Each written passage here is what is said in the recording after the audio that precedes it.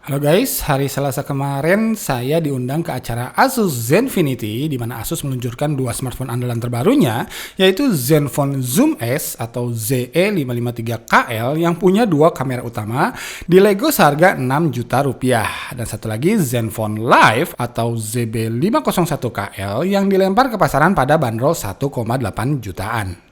Kedua smartphone ini menyasar kalangan yang bisa ya dibilang spesifik lah. Dan ini bagus, mengingat persaingan smartphone yang sangat ketat di tiap kelasnya. Jadi kalau target pasarnya nggak jelas, produknya akan cenderung cepat terlupakan. Ya nggak?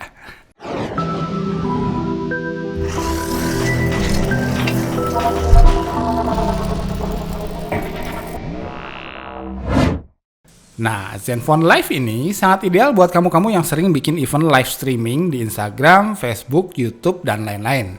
Yang pertama, modul kamera depan yang bagus, cukup 5 megapiksel aja sih, karena kalau terlalu tinggi resolusinya, secara teori bakal tinggi juga kadar noise yang muncul pas kita live streamingan di kondisi low light.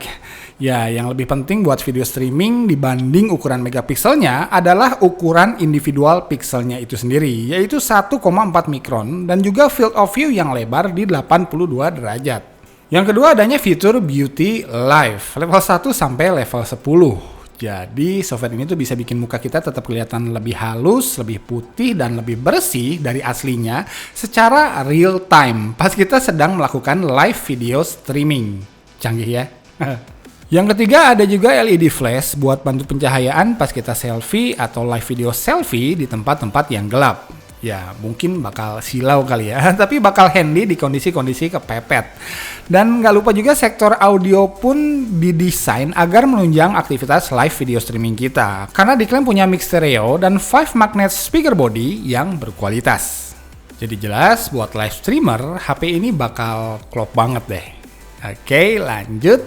HP andalan Asus yang kedua adalah Asus Zenfone Zoom S. Kembali fokus menyasar kamu-kamu yang suka mobile fotografi, karena secara spesifikasi, kamera utama Asus Zenfone Zoom S ini udah bisa digolongkan sebagai salah satu kamera berspesifikasi terbaik yang beredar di pasaran saat ini. Wih, mantap. Ini saya ngomongin kamera utamanya ya, bukan kamera zoomnya, yang nanti kita bahas deh ya. Emang spesifikasinya kayak apa sih? Ya, jadi sensor Sony IMX362 ini dipakai juga di Vivo X-Play 6 dan HTC U11. Yang keduanya adalah HP kelas flagship keluaran terbaru dari kedua brand tadi. Jadi ini sensor kelas HP flagship sebenarnya. Ukuran sensornya adalah salah satu yang terbesar di pasaran, sama dengan ukuran sensor kamera Samsung Galaxy S8 dan lebih besar dari sensornya iPhone 7 Plus, LG V20 atau Zenfone 3 yang lama misalnya. Hanya kalah sama ukuran sensornya Google Pixel. Oke? Begitu juga ukuran individual pixelnya, kembali menjadi salah satu yang terbesar di pasaran dan kembali hanya kalah sama ukuran pixelnya Google Pixel.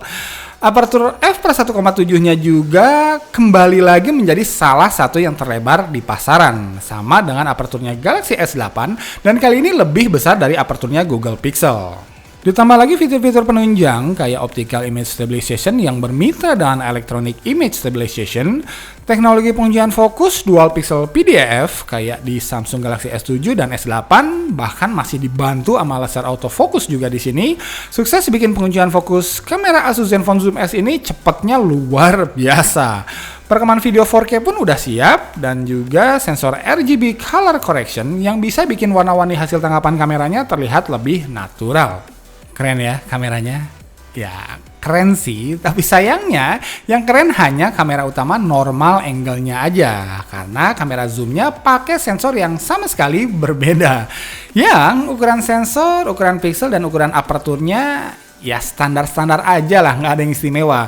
Bahkan sayangnya OIS atau Optical Image Stabilization yang sebenarnya lebih dibutuhkan pada saat ngezoom karena rentan goyang-goyang, harus absen di modul kamera zoom-nya. Jadi lensa zoomnya kayaknya hanya buat momen-momen darurat aja deh, dimana kita nggak bisa jalan mendekati objek atau memang mau ambil foto dengan sudut pandang yang sempit. Dan itu pun syaratnya kondisi pencahayaan sekitarnya harus lagi bagus-bagusnya. Jadi kalau kamu mau dapat modul kamera kelas flagship di harga 6 jutaan aja plus dikasih bonus kamera zoom, Zenfone Zoom S ini cocok buat kamu. Tapi ada kompensasinya. Kompensasi yang pertama, back covernya tuh masih pakai jurus plat aluminium yang diapit sama jidat dan dagu plastik buat antena.